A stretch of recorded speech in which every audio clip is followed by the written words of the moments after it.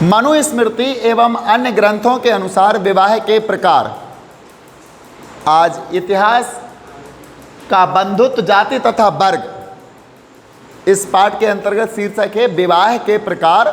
और ये मनुस्मृति जो कि एक धार्मिक ग्रंथ है, 200 ईसा पूर्व से 200 ईस्वी तक इसकी रचना हुई थी और इसको मनु संहिता या समाज के निर्माण के लिए कानून बनाने वाला एक ग्रंथ माना गया था। इस ग्रंथ के अनुसार विवाह के 8 प्रकार हैं और इनमें प्रथम 4 जो विवाह हैं जिन्हें उत्तम कोटि का माना गया है और अंतिम 4 निंदनीय माने गए। तो अभी हमने जो 4 आपको यहाँ पर लिखे हैं, ब्रह्म विवाह, दैव विवाह, आर्ष विवाह और प्रजापति विवाह, ये उत्तम कोटि के विवाह हैं, इनको ही श्रेष्ठ माना गया है। इसके बाद अगले 4 हम जो लिखने वाले हैं वो निम्न कोटि के या निंदनीय विवाह माने जाएंगे। इसमें सबसे पहले हम देखेंगे ब्रह्म विवाह। इस विवाह में क्या, ब्रह्म विवाह वह विधि है जिसमें पिता अपनी विवाह योग्य कन्या के लिए सुयोग्य वर की तलाश करता है, खोज करता है सुयोग्य वर की, और उसे धार्मिक विधि विधान से अपने घर आमंत्रित करता है। आमंत्रित करने के पश्चात जैसे ही वर घर आ जाता है उसके अपने बंधु बांधवों के साथ, तो और धार्मिक जो क्रियाएं होती हैं उन धार्मिक विधियों को संपन्न करने के बाद वस्त्र और आभूषण देकर कन्या का दान उस वर को कर देता है। इसको ब्रह्म विवाह कहते हैं। अगला है दैव विवाह। प्राचीन समय में यज्ञों का विशेष महत्व था। प्राचीन समय में यज्ञों का विशेष महत्व था, इसलिए विवाह योग्य कन्या का पिता अपने घर एक यज्ञ का आयोजन करता था और जो भी सफल पुरोहित या जो भी विद्वान उस यज्ञ को विधि विधान से पूर्ण कराता था, कन्या का पिता अपनी कन्या उसी पुरोहित को दान कर देता था। ये था क्या, दैव विवाह। यहां एक बात हम आपको बताना चाहेंगे, समाज शास्त्र में और धार्मिक ग्रंथों में दान सुपात्र को देने की बात कही गई है। दान किसको देना है, सुपात्र को, कुपात्र को नहीं। इसका हम आपको सीधा साधा एक उदाहरण बता देते हैं। कोई व्यक्ति था, बेचारा अपनी परेशानियों से जूझ रहा था, स्ट्रगल का समय चल रहा था, तो मन में हो आता है कि ऐसा क्यों है, हम बहुत मेहनत कर रहे हैं और हमें सफलता नहीं मिल रही। तो चल जा कर के वो ज्योतिषियों या कुछ लोगों के पास चला जाता है जो उसको समस्याओं को हल करने के लिए दुकान खोले बैठे हुए हैं। उनके पास जाता है वो व्यक्ति, तो वो बता देते हैं उसको कि जा कर के 5 लोगों को छाता दान कर दो तो तुम्हारी समस्याएं दूर हो जाएंगी। अब बेचारे ने बहुत मेहनत की थी, पैसा कमाया और अपनी यथाशक्ति उसने 5 छाता खरीदे और उसने देखा एक कोई भागवत बोलने वाले पंडित जी थे, फॉर्च्यूनर से उतर रहे थे, और उसने सोचा इनको अगर हम दान देंगे तो हमारा कल्याण हो जाएगा, और जाकर उनको दान दे देते। समाजशास्त्र कह रहा है सुपात्र को दान दीजिए, कुपात्र को नहीं। छाता दान इसलिए किया उसने कि ये पंडित जी या ये जो भी विद्वान हैं महाशय, ये छाता को लगा करके हमारे छाता का उपयोग करेंगे जिससे हमारे कष्ट दूर हो जाएंगे। उन महाशय ने उस छाता को अपने सेक्रेटरी या सचिव को दे दिया, बोले पीछे डाल दो। उस दिन के बाद उन्हें पता ही नहीं वो छाता हमारे पास था या नहीं था, कोई भी ले जाए, अगर कोई नहीं हो तो और किसी को दे देंगे, अपने नौकर चाकर को दे देंगे, लेकिन वो इस्तेमाल करने वाले उन्हें छुआ तक नहीं, दान लेते समय ले लिया और रख दिया। तो ये कौन सा हो गया, कुपात्र को दान हो गया। दान उसको करो जिसको उसकी आवश्यकता हो, दान उसको मत करो जिसको आवश्यकता है ही नहीं। हम किसी को जूता चप्पल दान करते हैं, चरण पादुकाएं दान करते हैं, तो उसको करो जिसको पैरों में चप्पल नहीं है। आप उसको दान मत करो जिसके पास लिबर्टी के, रेड एंड चीफ के और बड़ी बड़ी कंपनियों के ब्रांडेड शूज़ पड़े हों। उसको अगर आप अपनी पूरी ताकत लगा के 800 या 1000 रुपये के उसके लिए पदवेश दान करोगे तो निश्चित है कि उसके लिए उनकी कोई उपयोगिता नहीं होगी। तो ये कुपात्र को दान हो गया। इसी प्रकार आप अपनी कन्या सुयोग्य व्यक्ति के हाथ में दान करो, जो उसके योग्य हो, सब प्रकार से योग्य हो, तब तो उसको दान माना जाता है। इसलिए दैव विवाह में कहा गया है कि दान किसके को करना चाहिए? सुपात्र को, कुपात्र को नहीं। दान हमेशा किसको करो? सुपात्र को, कुपात्र को, जिस व्यक्ति को उसकी जरूरत हो। अब आपने भोजन कराना है, किसी को कहा किसी ने कि आप 21 लोगों को भोजन करा दो तो आपको बहुत लाभ हो जाएगा। अब भोजन कराना है, जिसको भोजन के लिए ला रहा है वो बड़ी मुश्किल से आ रहा है, वो पहले से ही मैगी मसाला खा चुका था। अब भोजन में तो मैगी मसाला तो मिलने वाला नहीं है, भोजन में खीर मिलेगी, हलवा मिलेगा, विभिन्न प्रकार के मिष्ठान और प्रसाद मिलेगा।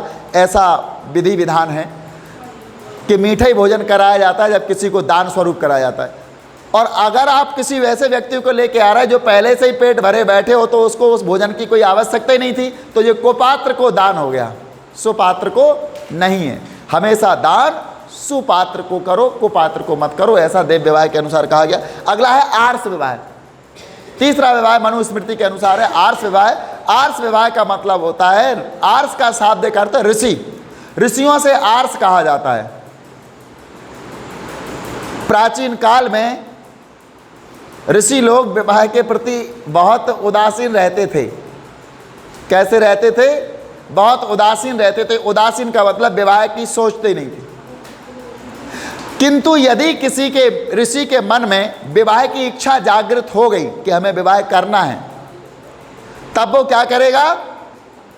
वो एक गाय, अब थोड़ी सी मेहनत करके पैसा धन इकट्ठा करेगा, क्योंकि उसके पास धन होता नहीं था, तो धन इकट्ठा करेगा और उस धन से एक गाय और बैल का जोड़ा खरीदेगा, गाय और बैल का एक जोड़ा खरीदेगा, और जिस कन्या से उसको विवाह करना है उस कन्या के पिता के घर वो गाय और बैल का जोड़ा छोड़ देगा। और वो कन्या का पिता बड़ी प्रसन्नता पूर्वक उस कन्या को ऋषि के आश्रम में उसकी पत्नी के रूप में छोड़ आएगा। और कोई विधि विधान नहीं है इसमें, सीधी उसकी पत्नी के रूप में उसके आश्रम में छोड़ा जाता था। ये था आर्ष विवाह। अब आता है प्रजापत्य विवाह। तो प्रजापत्य विवाह और ब्रह्म विवाह में कोई खास अंतर नहीं है। विद्वान ये दोनों विवाह में खास अंतर नहीं मानते हैं। उनका कहना है कि अंतर तो केवल इतना है प्रजापत्य विवाह और ब्रह्म विवाह में, यानी दोनों विवाह में सुयोग वर की तलाश की जाती है, धार्मिक विधि विधान से अपने घर आमंत्रित किया जाता है, और विभिन्न विधि विधानों के पश्चात कन्या उसको दान कर दी जाती है। अंतर कितना है? ब्रह्म विवाह में कन्या को वस्त्र और आभूषण सहित दान किया जाता है, और प्रजापत्य विवाह में कन्या को केवल कन्या दान की जाती है, वस्त्र और आभूषण देना आवश्यक नहीं होता है। आजकल जो हम लोगों में जो विवाह प्रचलित हैं, हिंदू धर्म में जो विवाह प्रचलित हैं, ये प्रजापत्य विवाह की श्रेणी में ही आते हैं। इसी प्रकार के विवाह आज हमारे यहाँ प्रचलित हैं। तो ये प्रथम चार को श्रेष्ठ माना गया है। इसके पश्चात आते हैं अंतिम चार जो निंदनीय हैं, और इनमें सबसे पहले आता है असुर विवाह। नाम से ही समझ में आ रहा होगा असुर विवाह। चौथा विवाह आएगा असुर विवाह। पांचवा विवाह असुर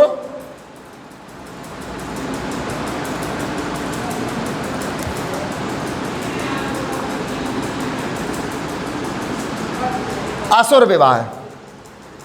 यहाँ असुर विवाह के बारे में हम बताएं आपको। असुर विवाह इसलिए इसको कहा जाता है कि यहाँ कन्या का मूल्य रख दिया जाता है। इस विवाह में कन्या का मूल्य रख दिया जाता है, और जो भी व्यक्ति उस कन्या का मूल्य दे देता है, चुका देता है, कन्या उसको दे दी जाती है, सौंप दी जाती है। इसलिए ऐसे विवाह को असुर विवाह कहा गया है।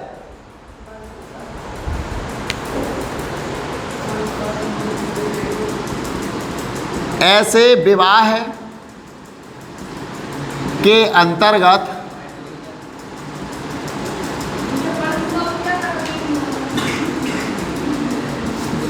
कन्या का एक निश्चित मूल्य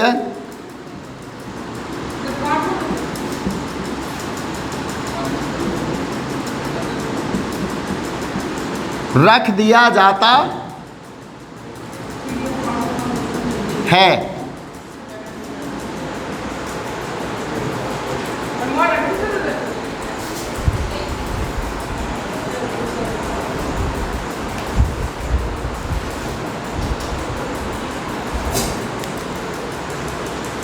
जो भी व्यक्ति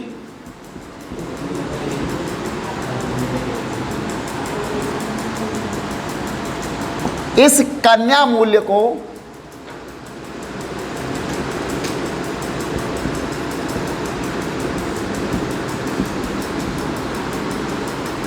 चुका देता है,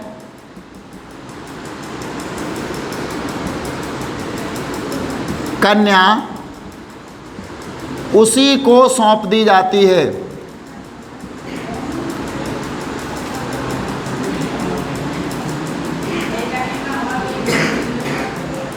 कन्या उसी को सौंप दी जाती है।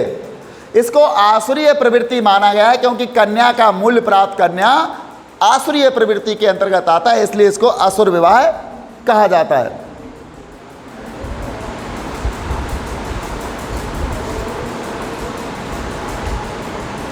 अगला आता है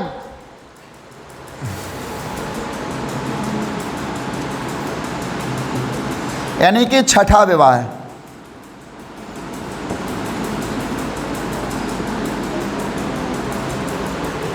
इसको कहा जाता है गंधर्व विवाह।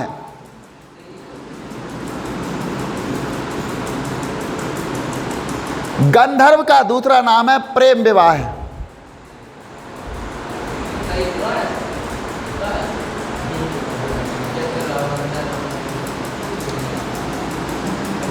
गंधर्व विवाह का दूसरा नाम है प्रेम विवाह।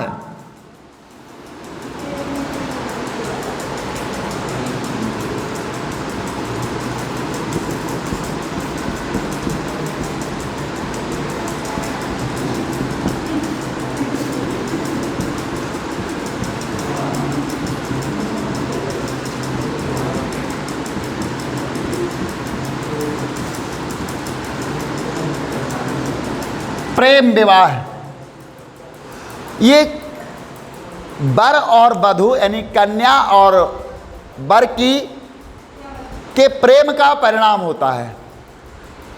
कन्या और वर एक दूसरे से या लड़का और लड़की एक दूसरे से प्रेम करते हैं और स्वयं निर्णय लेकर के विवाह कर लेते हैं। ये दोनों के प्रेम का परिणाम माना गया है, इसलिए इसको गंधर्व विवाह कहा जाता है।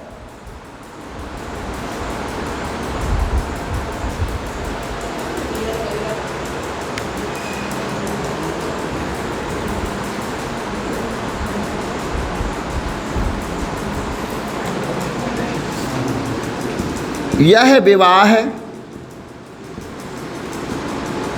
कन्या व वर के पारस्परिक का मतलब एक दूसरे से पारस्परिक प्रेम का परिणाम, जो उन्होंने प्रेम किया उसका रिजल्ट ये है प्रेम विवाह। इसके अंतर्गत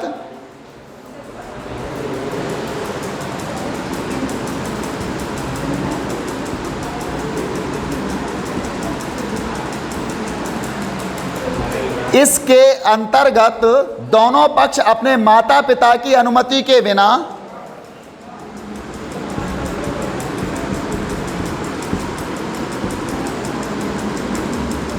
अपने माता पिता की अनुमति के बिना, यानी माता पिता की इसमें अनुमति नहीं लेते हैं, अनुमति के बिना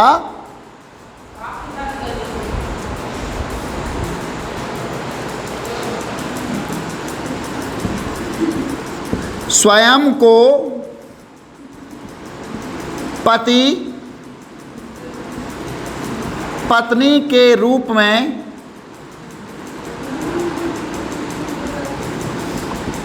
स्वीकार कर लेते हैं।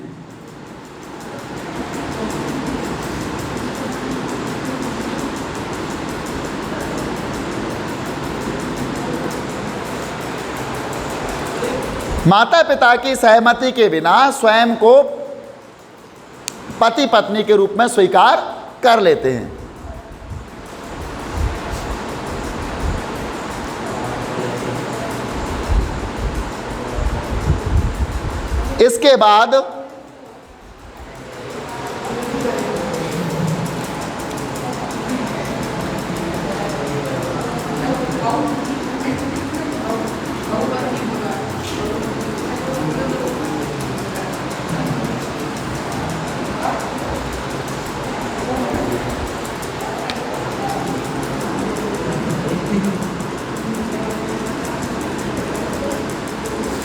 इसके बाद धार्मिक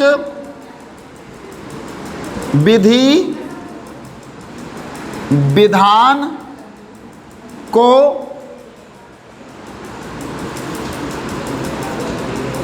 संपन्न करने के बाद ही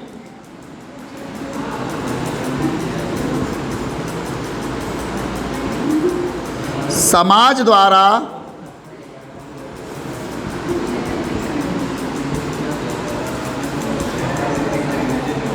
विवाह को स्वीकार किया जाता है।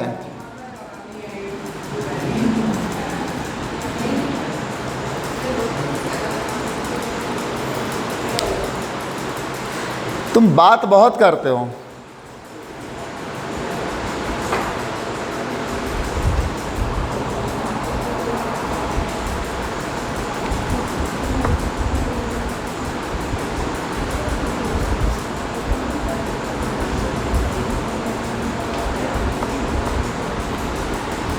पता है, बौद्धायन ने ऐसे विवाह को सर्वोत्तम माना है। बौद्धायन ने ऐसे विवाह को सर्वोच्च माना है, सर्वोत्तम माना है, क्योंकि इसमें कन्या और वर दोनों की सहमति होती है।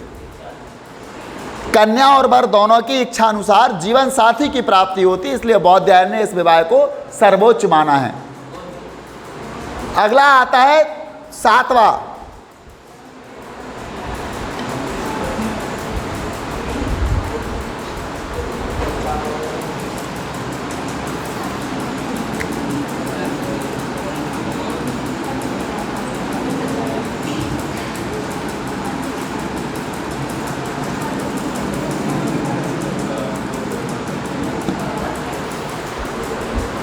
राक्षस विवाह है। राक्षस विवाह है, इसको लिख लो।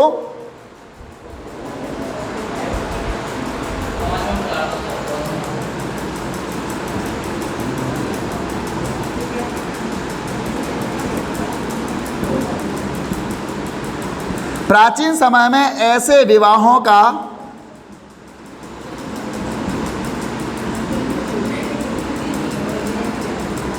प्रचलन अधिक था।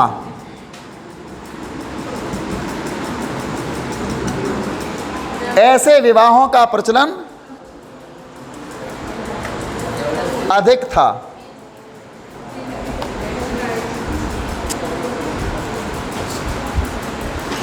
क्या होता था इसमें, जब एक जीता हुआ राजा पराजित राज्य की स्त्रियों को बंदी बनाकर लाता था और जबरदस्ती उनसे विवाह कर लेता था, राजा या उसके सैनिक। राजा लगभग रानी यानी पराजित राजा की पत्नी से या उसकी बेटी से विवाह कर लेता था, जबकि सैनिक लोग अन्य स्त्रियों को से विवाह कर लेते थे। तो ऐसे विवाह को राक्षस विवाह की श्रेणी में माना गया था, क्योंकि पराजित राज्य की वो स्त्रियां जो होती थी वो अपने आप में पराजित मानी जाती थी, और उनके साथ विवाह कर लेना या इस प्रकार का कृत्य राक्षस विवाह की श्रेणी में आता है। तो उस समय युद्धों का प्रचलन बहुत था प्राचीन काल में, तो इस प्रकार के विवाह ज़्यादा होते थे।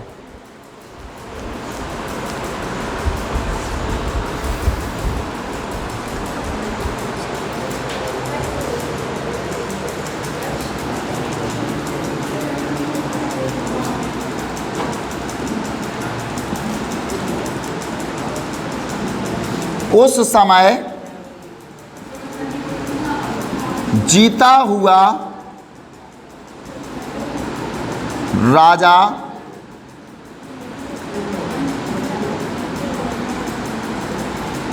पराजित राज्य से जीता हुआ राजा पराजित राज्य से, पराजित मतलब जो हार चुका है राजा, उस राज्य से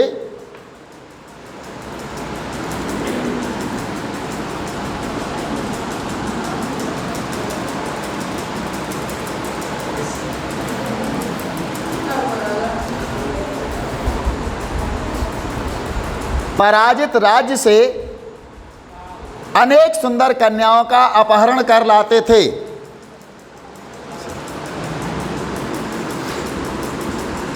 अनेक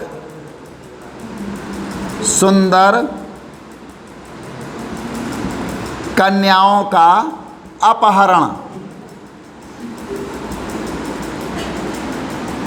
कर लाते थे।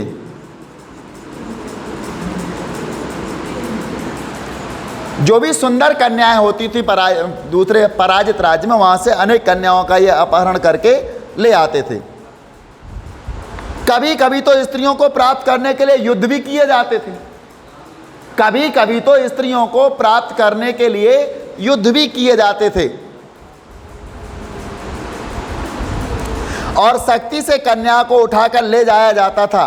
ऐसे विवाह विशेषकर क्षत्रियों में ही होते थे।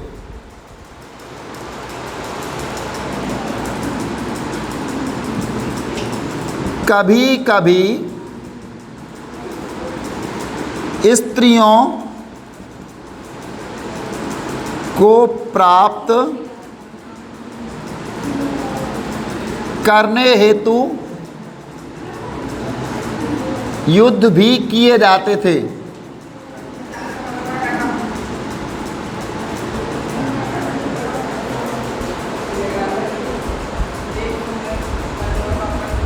और शक्ति से कन्या को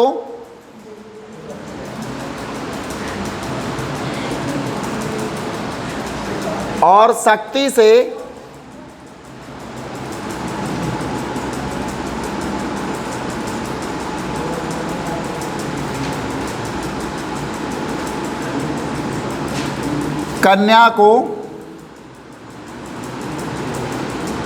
उठा लाते थे। ऐसे विवाह क्षत्रियों में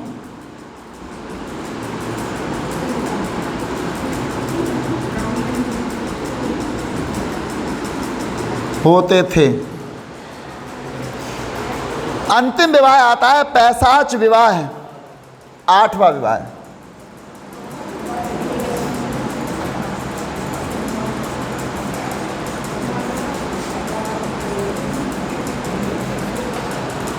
पिशाच या पैशाच एक प्रकार का ऐसा काल्पनिक जीव माना जाता है।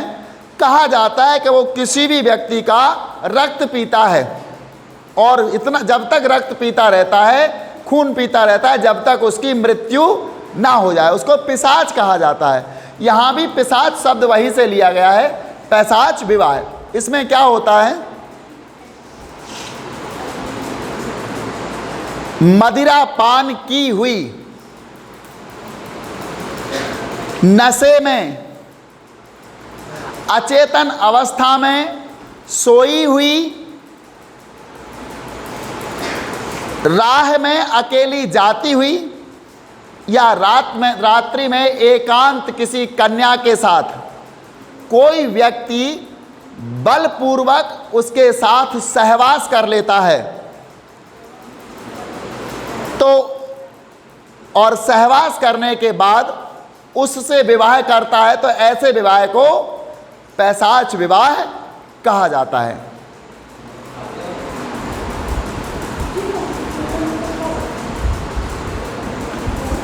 मनु के अनुसार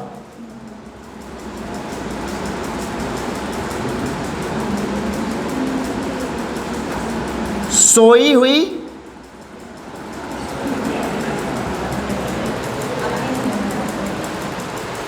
यानी कोई सोती हुई कन्या हो, उन्मत्त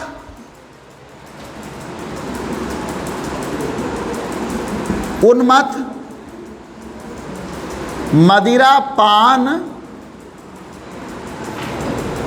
की हुई मदिरा पान की हुई तो जानते हो, उन्मत्त मीन्स नशे में हो, मदिरा पान की हुई, अथवा राह में अकेली जाती हुई, अथवा राह में अकेली जाती हुई।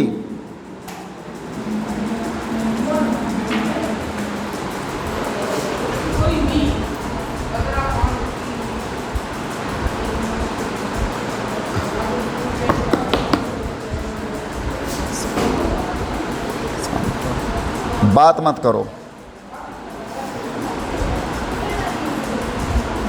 राह में अकेली जाती हुई लड़की के साथ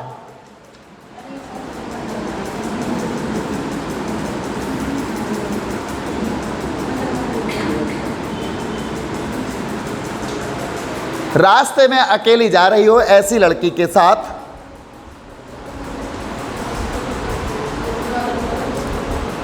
यदि बलपूर्वक सहवास करके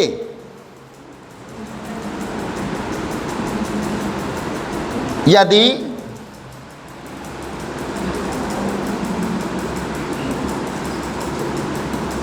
बलपूर्वक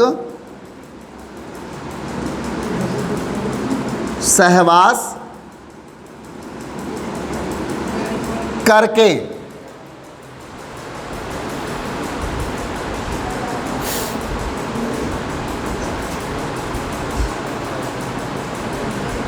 बाद में उससे विवाह कर ले,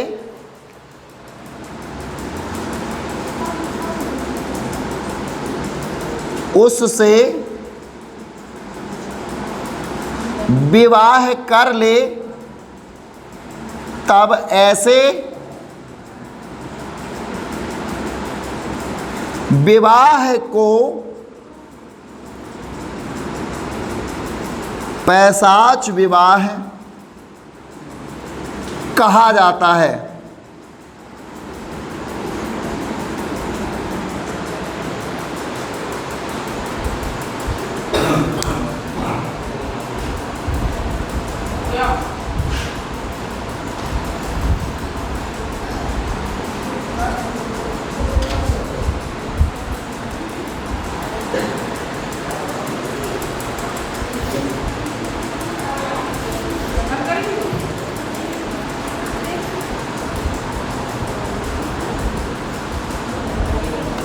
हमारे हिंदू विधि विधान में इस समय ब्रह्म विवाह का ज़्यादा प्रयोग होता है, जो पहला वाला विवाह था।